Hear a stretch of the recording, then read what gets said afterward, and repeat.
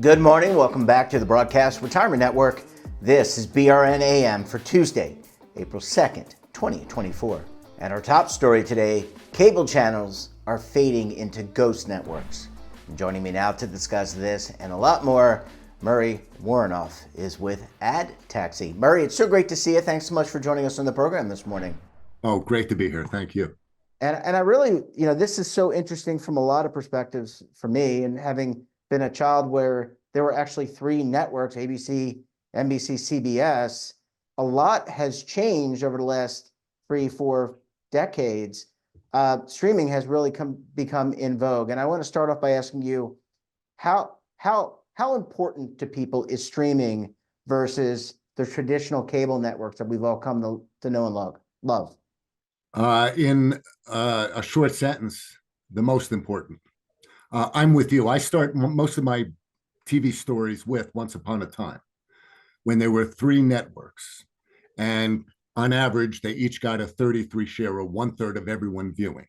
And then Fox, and then WB, and then UPN, and then cable came. And cable in its heyday was in 2/3 of all homes, and that was it, right? Today, based on our report, we were saying that the percent of adults 18 plus who are streaming, whether it's connected TV or on a mobile device of some sort, past 80%. As a matter of fact, just 2 weeks ago, I saw the updated data with the most current 6 months included, and it's now 84%. And if you look at something like cable, less than roughly a third of all adults have cable, and that's half of what it was in its heyday. What's going on is not just a change in consumer behavior, it's an evolution of the entire TV and video content field. It's just unreal. Yeah. Streaming today dominates. Yeah, Go ahead. I was going to ask you, so many people have these devices, and it's almost like you can have, even if you're partnered with somebody, you have a family, you can have your own library, your own list of things that you watch relative to your family. And I think that's very powerful, and it's probably very powerful for advertisers, I would think, to be able to target specific demographics, and knowing that here's a spouse age 18 to 25, whatever the demo is, and be able to serve them a particular ad. Oh, you're not kidding. The power we as TV and video content consumers have is unreal. You mentioned, being able to target and whatnot. I find this amazing, but not unexpected. When we talk about the silent generation, right? Those 79 years of age and older. When you ask them, what type of ads do you respond to? Number one, direct mail. Number two, newspaper circulars. Number three, TV, cable, and satellite TV. And that's all grouped together as one category. But when you start going down in age, like baby boomers, all of a sudden, the digital entity pops into the top three. Search is now one of the top three types of ads baby boomers respond to, and they're between the ages of 60 and 78. Then you move down to Gen X, who's 40 to 59.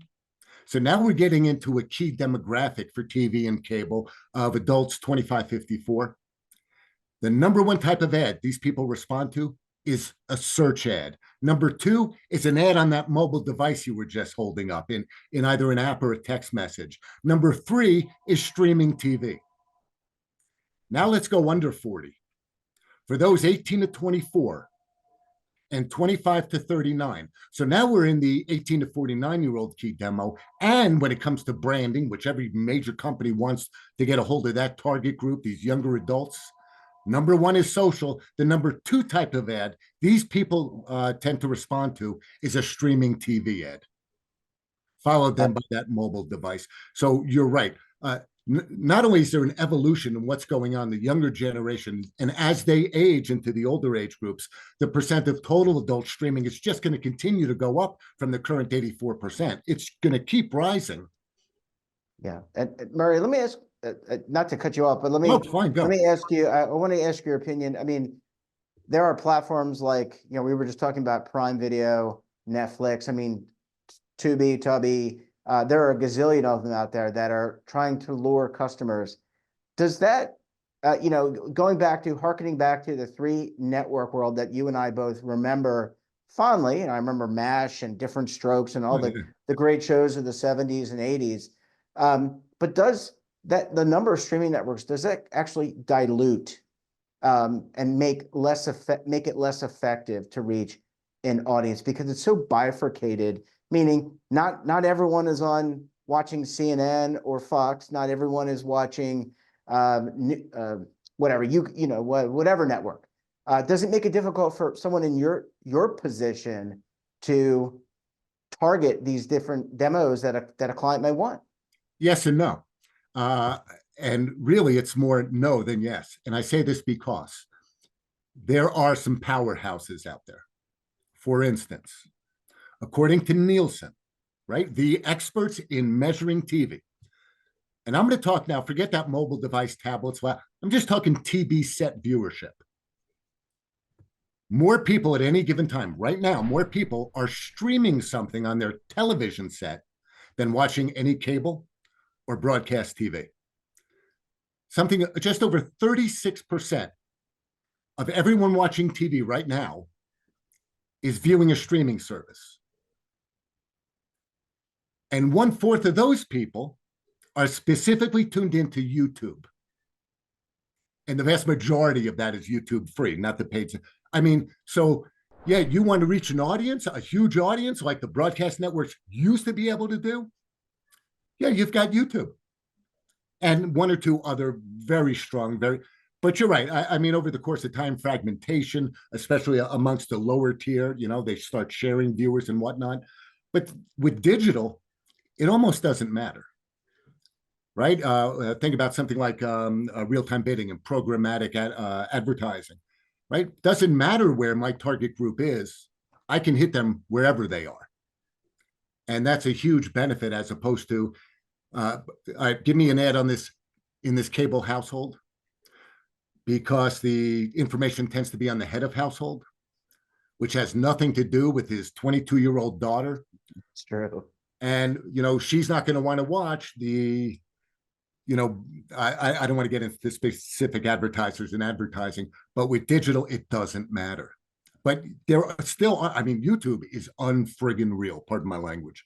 Yeah, absolutely. Well, Murry, I want to take a very quick break because we've got to pay our advertisers, but when we come back, we're going to continue the conversation around streaming. You're going to want to stay tuned right here on BRN AM.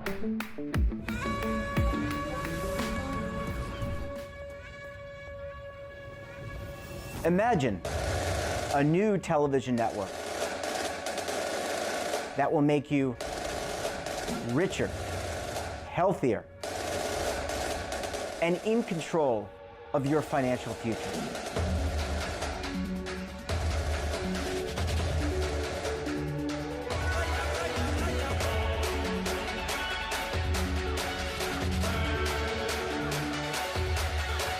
This network is for the policewoman in Nashville, Tennessee, the baker in Dubuque, Iowa, the teacher in Lexington, Kentucky.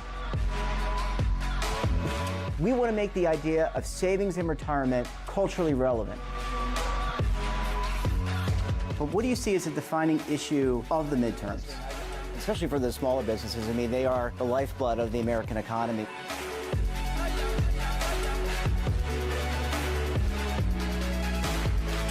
Featuring exclusive interviews, current affairs, and docuseries.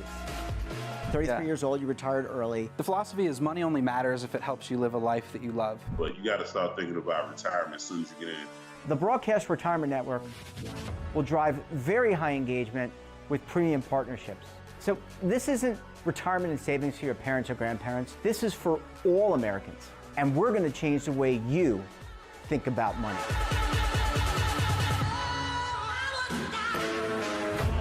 Welcome to the next frontier of retirement and savings.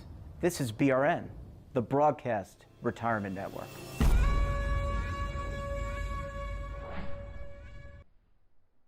Welcome back. We're joined this morning by Murry Woronoff of Adtaxi. Murry, thanks so much for staying with us. Really appreciate you hanging around for segment number 2 this morning. My pleasure. Thank you. So back in the day, Murry, you had the 3 major networks, ABC, NBC, CBS, and they had the lion's share of all the advertising. As you indicated, they each got a third, pretty much is how it all, someone like something on CBS, ABC, NBC.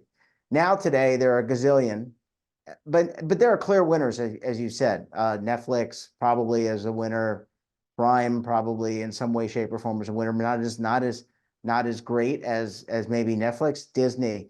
But how do you make a buck in the streaming game? Because you've got ad revenue. We were talking about you're putting ads on YouTube, ads on social, you're putting ads on TV. It's difficult, I would think, to make a buck as a platform owner.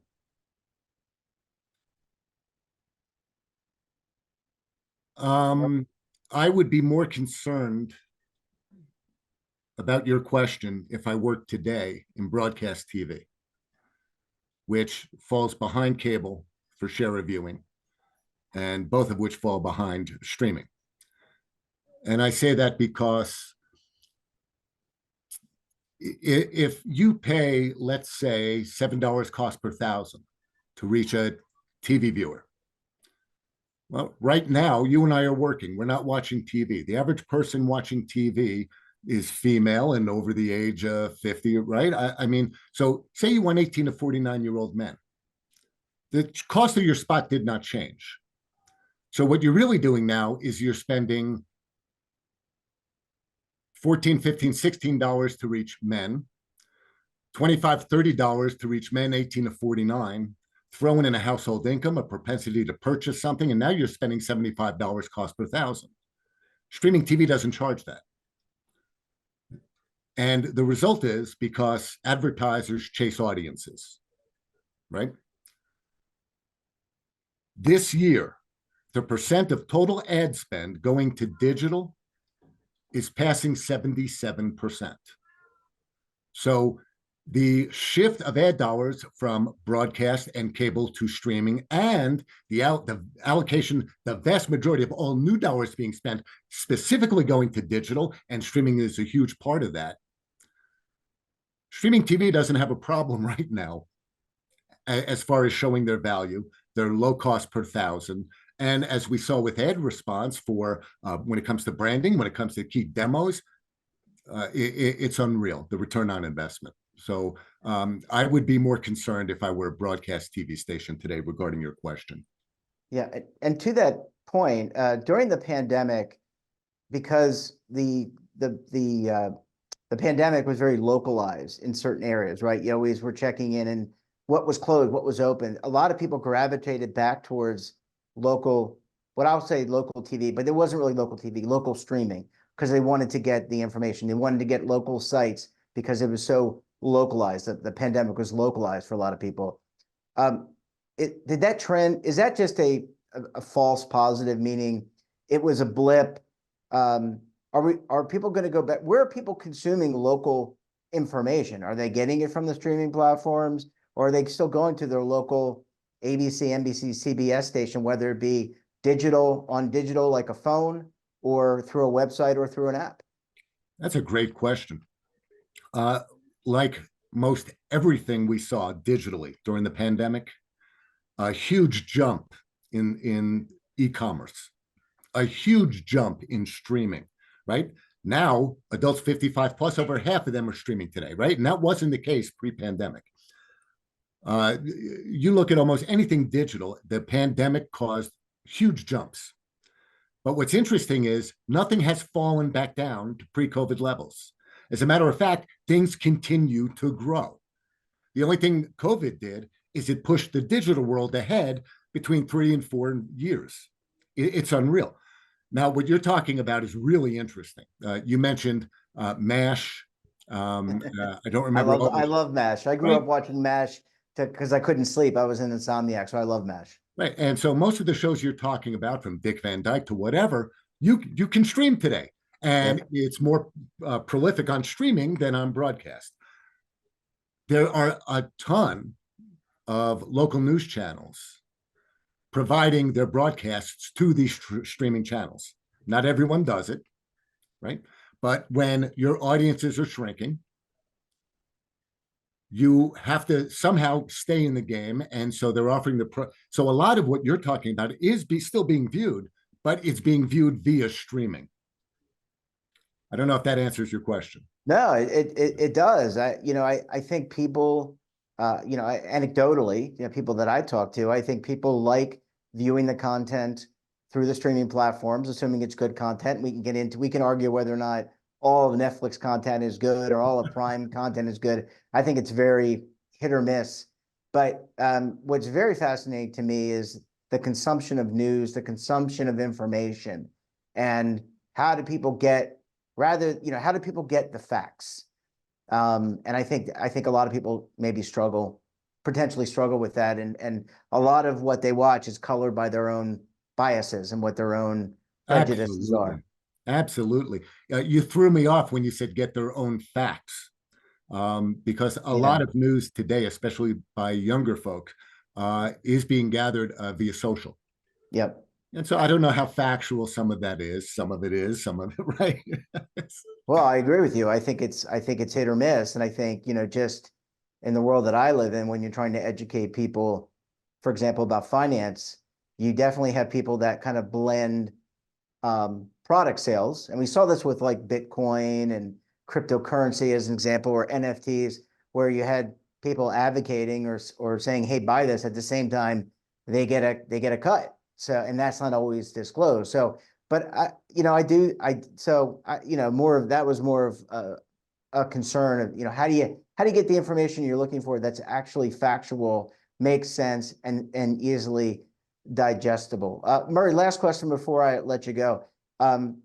Ad budgets. We're going through, it's an election season. So number one, it's a big election. We've got presidential, Congress, and a third of the Senate up, local elections, et cetera. Right. How about client budgets for advertising, just generally? I'm not asking for specifics, but more this year, less this year, more targeted digitally. How are you seeing your clients spend their capital in a wise way? A lot of money still goes to broadcast and cable for political.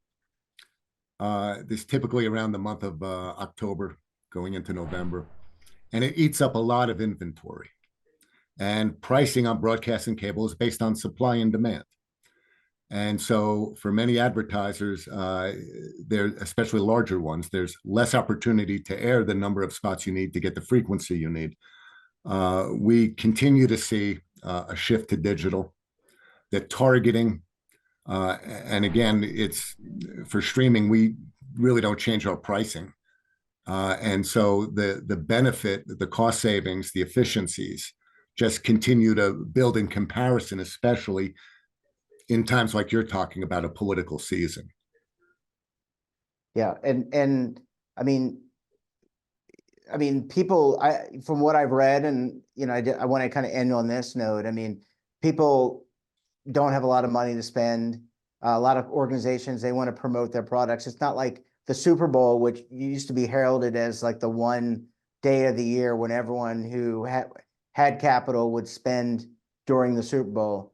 I'm not sure that's the case anymore. They'd still spend, but it's not the same. It's not like the Apple ad of 1984, which is arguably one of the greatest ads of all time. But are people now focused on spreading the surface area throughout the year, as opposed to just maybe 1, 2, 3, 4, 5 events during the year? It depends on the business category and when peak sales periods occur, right? You want to go a little heavier going into a sales season and maybe go a little lighter afterwards. So that depends on the business category. But more important than the lateral January through December is the vertical. And these are terms that weren't used more than 20 years ago, of top of funnel to bottom of funnel. Even Master Lock stopped doing the Super Bowl ages ago because that wasn't creating sales. It was a brand awareness, and everyone knew who Master Lock was anyway. But today it's all about guiding the consumer to actual purchase. And so again, less important than left and right is up and down, starting with that awareness at the top of the funnel and guiding them through the process with, whether it's social and search and streaming and whatnot, down to the actual, whether it's click and buy, which again, e-commerce, you could do 10 shows on that, or go to that retailer down the block and buy it. But that doesn't change really as far as how you plan out your annual dollars. It's based on the seasonality of your category, or if you're in a thin market versus a thick market. Yeah. Well, Murry, I mean, it's absolutely a fascinating conversation and fascinating topic. I think it's one that we'll continue to visit. Thank you so much for joining us, and we look forward to having you back on the program again very soon. Thank you, sir. Take care.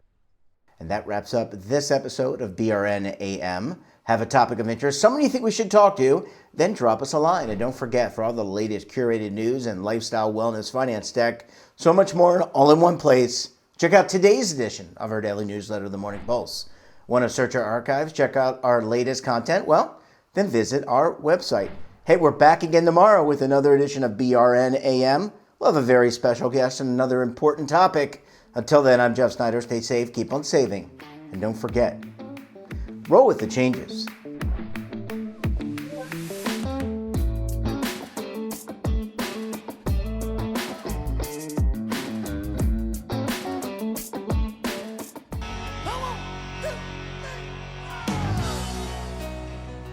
Now is your opportunity to co-create content around any topic on the first lifestyle and wellness network. Reach a global audience through our platform and co-own exclusive branded content. All of our programs are available on demand and also as audio-only podcasts, so you can take us on the go. Broadcast Retirement Network, available anytime, anywhere, and on any device.